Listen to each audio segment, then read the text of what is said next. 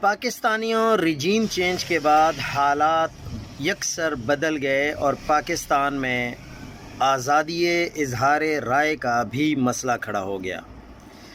آپ اگر ارشد شریف صاحب سے شروع ہوں تو اب تک کتنے صحافی پاکستان چھوڑ چکے ہیں، کئی صحافی صوبے چھوڑ چکے ہیں اور کئی صحافی اپنے گھر چھوڑ چکے ہیں۔ صرف حق سچ کی بات کرنے نہیں دی جا رہی۔ کتنے صحافیوں کا روزگار چھین لیا گیا ہے، کتنے صحافیوں کی جو صرف ایک یوٹیوب وغیرہ کی آمدن ہے وہ بھی اکاؤنٹس فریز کر دیے گئے ہیں۔ وجوہات جو بھی ہوں وہ تو ہر ایک کے مختلف وجوہات ہیں، ہم وجوہات میں فی الحال نہیں جانا چاہتے۔ اس کے علاوہ اب اگر آپ بات کریں تحریک لبیک کی، تو انہوں نے اپنا مقدمہ عوام کے سامنے رکھا۔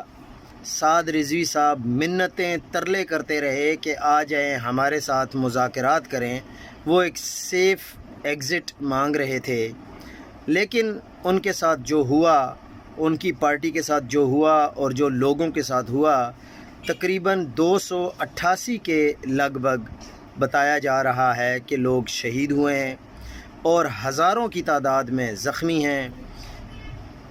وہ ایک رجسٹرڈ سیاسی جماعت ہے، الیکشن کمیشن کے ساتھ رجسٹرڈ ہے۔ ہر شخص کو اگر اس کے ساتھ زیادتی ہوتی ہے تو اس کو احتجاج کرنے کا حق ہے۔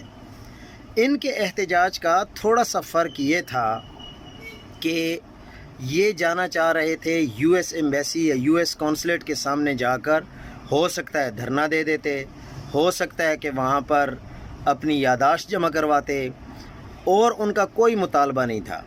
حالانکہ ڈونلڈ ٹرمپ کے ذریعے معاہدہ ہو چکا اور فلسطین والوں نے بھی یہ شکر ادا کیا کہ انہیں اپنے اپنے گھر واپس جانے کا موقع مل گیا ہے اور بڑے خوشی کا اظہار کیا۔ اس میں پاکستانی گورنمنٹ نے بھی اپنا کردار ادا کیا اور باقی 8 مسلم ممالک ہیں، انہوں نے بھی اپنا اپنا کردار ادا کیا۔ لیکن احتجاج تو چھوڑیں، اگر آپ کوئی بات کرتے ہیں حق کی تو وہ بھی آج کل آپ کو گھٹن محسوس ہوتی ہے کہ پتہ نہیں میری اس بات کے بعد کیا ہوگا۔ حالانکہ آپ جائز اور حق کی بات کر رہے ہوتے ہیں، لیکن ماحول ایسا بنا دیا گیا ہے کہ حق کی بات کرنا بھی مشکل ہو گیا ہے۔